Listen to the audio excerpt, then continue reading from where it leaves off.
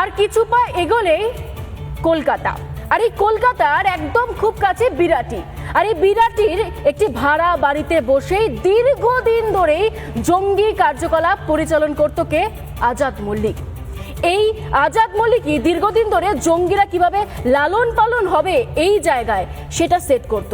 শুধু তাই নয়, জাল নথি তৈরি করা হয়েছিল, সেই জাল নথি তৈরি করার পর পাসপোর্ট তৈরি করা হয়েছিল, আর এই জাল পাসপোর্ট দিয়েই তৈরি হতো জঙ্গিদের বিভিন্ন ডকুমেন্টস। দেখুন সেই এক্সক্লুসিভ রিপোর্ট।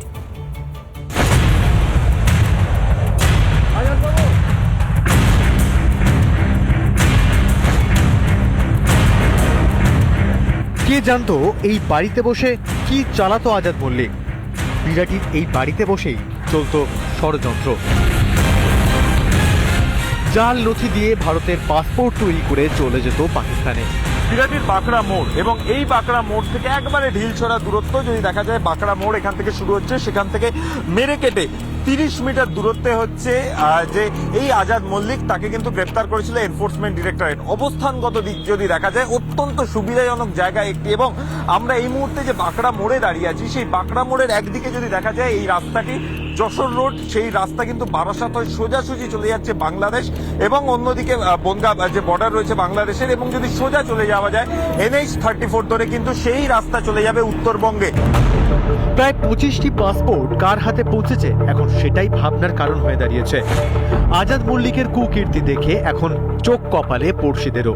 ইভেন আমাদের এখানকার যারা CSFরাও অনেকে ভাড়া থাকে, বাইরের প্রচুর লোকজন থাকে এখানে আসে, তাদের ডকুমেন্টস নিয়ে আমাদের যেভাবে থানা থেকে বলে দেয় যে ডকুমেন্টস নিয়ে আপনারা ভাড়া দেবেন, তো আমাদের তো চিন্তাধারার বাইরে। এখন যখন খবর আমরা দেখছি তাতে তো আমরা বুঝে উঠতে পারছি না যে 2020-তে গ্রেপ্তার হয় তানিয়া পারভেন। উত্তর 24 পরগনার বাদুড়িয়া থেকে গ্রেপ্তার। হ্যান্ডলার ও লস্করের সক্রিয় সদস্য তিনি। সেই উত্তর 24 পরগনা থেকেই ধৃত আজাদ। প্রশ্ন উঠছে পুলিশের তদন্ত নিয়ে। 2022-এ ফরেনার্স আইনে গ্রেপ্তার হয় আজাদ, কিন্তু তারপরও তার জামিন কিভাবে হয়? আসলে এই ঐক্য, এই সুসম্পর্ক, এই বুনিয়াদ ওরা ভেঙে দিতে চায়। তাই ভারতবর্ষে 140 কোটি লোক জাতি, ধর্ম, বর্ণ, শ্রেণী, রাজনীতি নির্বিশেষে রুখে দাঁড়াতে হবে কাঁধে কাঁধ দিয়ে। এটা দেশের সুরক্ষা প্রশ্ন।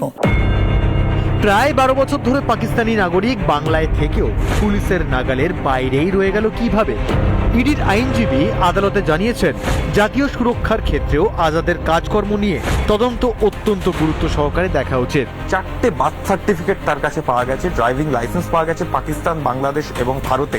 এবং সেখান থেকেই প্রশ্ন উঠছে যে এই আজাদ যে পাকিস্তান থেকে বাংলাদেশের রুট হয়ে ভারতে ঢুকেছিল, সেই আজাদের কাছে কি করে এই ভারতের পরিচয়পত্র গেল? এবং এই নিয়ে কিন্তু ইতিমধ্যেই তদন্ত শুরু হয়েছে। সেন্ট্রাল আইবি এবং NIA উভয় পক্ষই কিন্তু এই গোটা বিষয়টা নিয়ে তাদের যে নজরদারি, সেই নজরদারি চালাচ্ছে। ক্যামেরায় রবীন্দ্র শর্মার সঙ্গে অর্ণব মজুমদারের রিপোর্ট, রিপাবলিক বাংলা, কলকাতা। নানা ধরনের কন্টেন্ট দেখার জন্য লাইক করুন, শেয়ার করুন আমাদের ফেসবুক পেজ, সাবস্ক্রাইব করুন আমাদের ইউটিউব চ্যানেল। পাশাপাশি অন্যান্য ব্রেকিং নিউজের জন্য অবশ্যই চোখ রাখুন রিপাবলিক বাংলায়।